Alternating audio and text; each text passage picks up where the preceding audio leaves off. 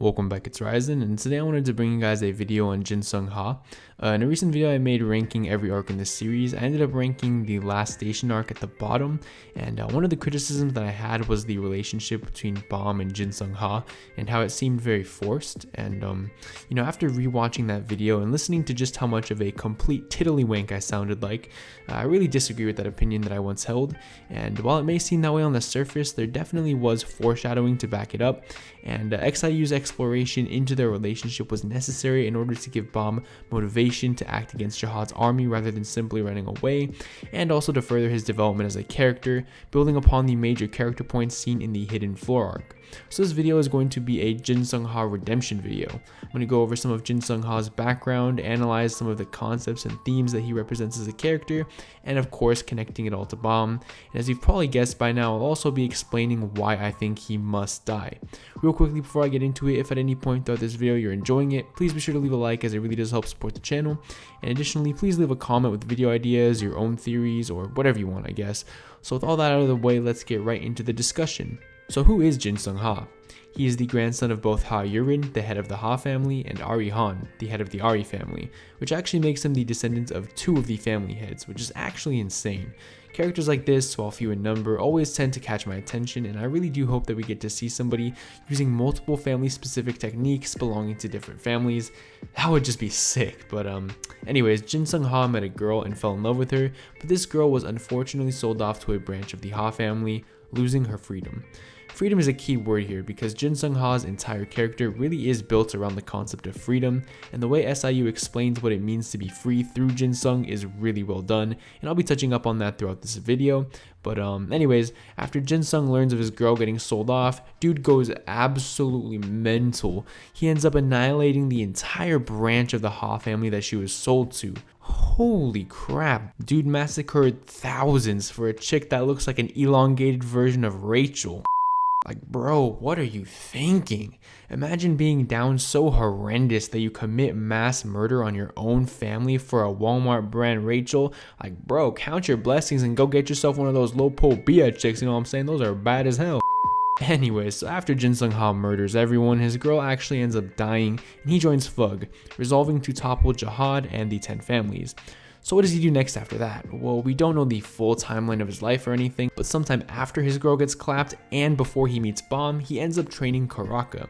Him and Karaka have quite an interesting relationship, to say the least. They definitely don't see eye to eye on everything, specifically on how they view Bomb and what he means to Fug, but based off of Karaka's reaction to Jinsung being captured, there definitely is love between the two of them. But this love definitely is not equal to Jinsung's love for Bomb. Jinsung seems to favor Bomb over pretty much any other human being in the entire universe, similarly to most of the Tower of God cast actually, but it is understandable because Bomb truly is a light in the darkness of the tower, especially compared to the people of Fug. Like, bro, the Slayers are just straight up villains, you know what I'm saying? But to go back to the favoritism part, Jinsung going out of his way to warn Karaka not to poke the sleeping bear that is Bomb definitely shows that he believes that Bomb has greater potential as a Slayer than even Karaka. Additionally, the fact that even though Jinsung sees this insane potential, yet doesn't try to fully capitalize on it by building a Fug super team around Bomb really does speak volumes to Jinsung and Bomb's connection. Like, dude literally holds a grudge deep in his heart for thousands of years because his girl got laid out.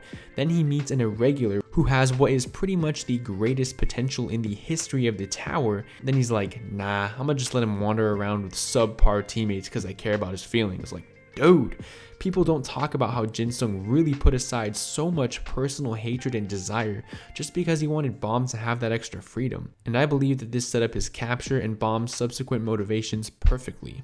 But to go back to the theme of freedom, Jinsung is not only seen going above and beyond to grant freedom to Bomb, but he also grants it to Lopo via Elaine. This act is usually seen as Jinsung showing kindness to Bomb by granting his wishes as usual, but I think there is more to it than that. Jinsung likely saw his old lover in Elaine and her situation, and went out of his way to, again, grant freedom. Additionally, in Caliban's backstory, we see Jinsung grant someone freedom yet again, but this time in an entirely different case. Caliban was somebody who was a slave to tradition and ideology, and Jinsung managed to free him.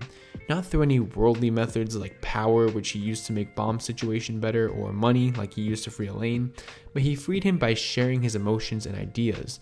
This adds even more depth to Jinsung's character and shows that he does not only want to free people by throwing money at the problem or by exploiting his status, but he is capable of having a heart-to-heart conversation, and he genuinely cares about those who are enslaved. So Jinsung's character has been built upon liberating others, but what about himself? Well, it turns out that Jinsung has been the true slave all along. Jinsung spent his entire existence mentally enslaved by his own vengeance, and if that isn't enough, he then becomes physically enslaved as well, and by a member of the 10 families nonetheless. This really does fit one of the major themes of Tower of God, which is sacrifice. I've discussed sacrifice in Tower of God extensively in my Rachel character analysis, which is linked in the description if you're interested, but basically Jinsung Ha has been sacrificing his own freedom in order to grant it to others, and this is actually the same path that Bam is going down. Bam, currently in Season 3, has been striving to become a god in order to fulfill his desire to protect others, but I genuinely feel that this may cause him to lose his best quality, his purity. And this is why Jinsung Ha must die, in order to be an incredibly painful lesson to Bam, that nothing good comes from discarding yourself in order to stubbornly stick to what you personally believe to be the only way forward. It's okay to rely on others and to do things that you truly want to do, and not just out of obligation. Another reason why I think Jinsung's death would be good is because Bam, and the readers as well, we all thought that Jinsung died in Season 2, and dangling that hope in front of us and then suddenly ripping it to pieces is incredibly effective storytelling. A good example of this is One Piece. I'm not going to spoil it, but if you know, you know. And one last thing before I end the video, this is probably the most insane piece of lore that I have ever discovered.